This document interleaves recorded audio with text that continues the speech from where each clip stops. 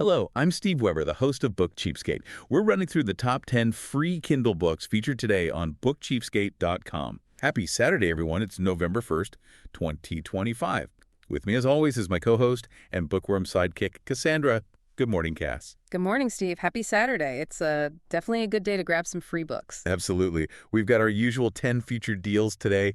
And, well, listeners, you know the drill. We're not just going to list them off. Nope. This is where we do our deep dive. We look at this pile of pretty different books. Very different. And we try to figure out what's going on, what themes are popping up, what kind of stories are people grabbing for free right now. Exactly. So let's jump in. Book number 1 today is Stolen Thoughts by Tigner. It's a techno-thriller. Okay, high concept right out of the gate. It's about a bioengineering student, Victoria Pixler. She's got this tragic backstory, deaf and orphaned. Right. And she manages somehow to crack the biological code for reading minds. At Caltech, no less. Wow. Okay, so huge breakthrough. But there's always a but in these stories, isn't there? Always. The but here is her work gets stolen immediately. Destroys her career, obviously, and suddenly this mind-reading tech is out there posing a massive threat. You know, global privacy, autonomy, all that good stuff. The classic double-edged sort of technology. Is it salvation or the ultimate curse? That's the big question it throws up, right? Definitely. And what's really interesting is the author, Tigner, his background.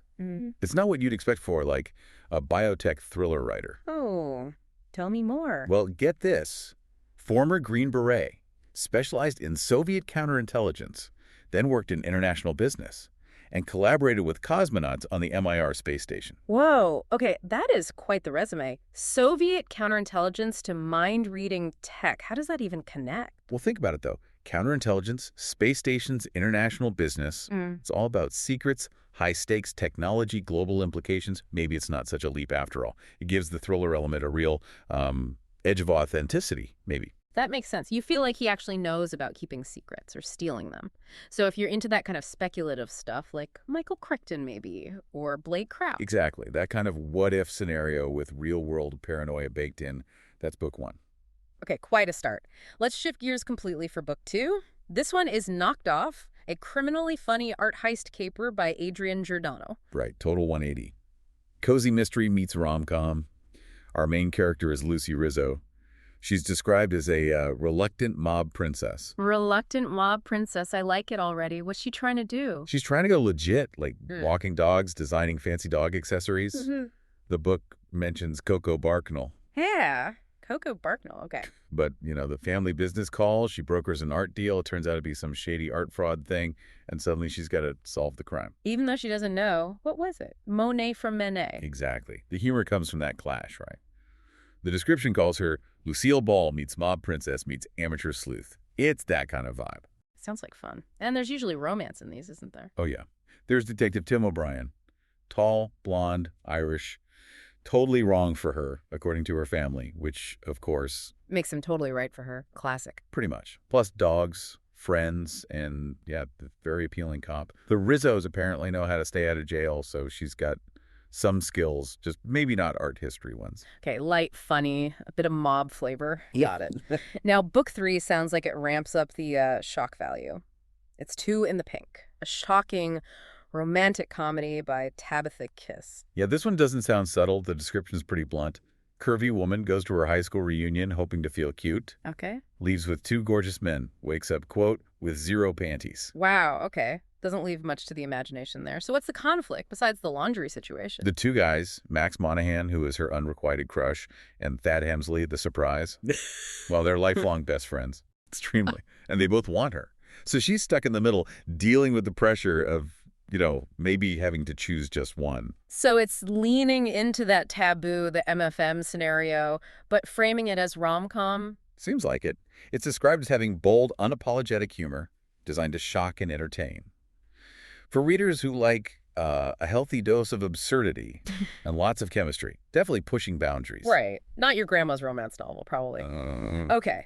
Let's cleanse the palate with something completely different. Book 4, Ultimate Sports Trivia Book for Adults by Candace Gale. Ah, yes. Pure utility here. Over 800 sports trivia questions. Covering everything. Baseball, football, basketball, hockey, all the major stuff. Looks like it. Different eras, big moments, legends. The key thing they emphasize is No multiple choice softballs. Ooh, serious business then. This is for the real fans. That's the angle. It's meant to separate the armchair quarterbacks from the genuine superfans. Think MVPs, Rookie of the Year winners, franchise-changing seasons, underdog stories. Stuff you actually have to know, not just guess. So perfect for settling arguments at the bar. Or like dominating game night. Exactly. It's positioned as a weapon for those situations. Tailgate parties, sports bars, proving your knowledge. I can see the appeal. Okay, from trivia battles back to romance, but a different flavor. Book 5 is Winter's Kiss by Sienna Carr. Small town romance. Set in a place called Starling Bay, coastal town. Sounds cozy. Definitely. What's the setup? We've got Mary Nichols. City girl apparently hates Christmas. Oh, the Grinch trope. Love it. Kinda. She's also grieving her husband, who passed away 5 years ago. She's visiting Starling Bay reluctantly, trying to recover from stress. And she meets Dylan Fraser. He's an artist, a dreamer, maybe a failed actor, owns a gift shop in town. The opposite of the stressed city girl, basically. Naturally, any complications? Besides her hating Christmas and what sounds like a Christmassy town. Oh, yeah. She has a surly daughter with her and a Great Dane. A Great Dane in a small-town gift shop. Okay, yeah. Yeah, and of course, the town busybody is always on her back, so trying to relax and recuperate isn't going to be easy. Sounds very Hallmark movie, in a good way. Cozy, wintry, overcoming obstacles and finding love. And managing a giant dog. Pretty much sums it up. Yeah. Okay, next up, Book 6. We're diving into a different kind of world building. Nissa Glass and the House of Mirrors by H.L. Burke. Nissa Glass sounds like steampunk. Bingo. Book 1 in the Nissa Glass steampunk series. Clockwork wonders, Victorian intrigue, the whole aesthetic. Brass goggles and airships. You got it. The plot kicks off when mirrors start showing. Well, impossible things. Nissa gets pulled into a mystery involving this House of Mirrors and uncovers a conspiracy threatening her whole world. Okay, standard fantasy mystery setup, but with the steampunk twist. Anything else notable? Yeah, the description specifically calls it Christian steampunk fantasy. It mentions clean romance, possibly appealing more to a YA-friendly audience. Interesting subgenre blend. And it highlights Nissa herself. She relies on her wits, her ingenuity. It's positioned as brains over brawn in this steam-powered world. Cool. Solving mysteries with intellect and maybe some cool gadgets. Got it. Now, Book 7 takes us somewhere else entirely. Second Summer by Shirlene Davies. Yep, back to romance, but this time contemporary Western. Big sky country.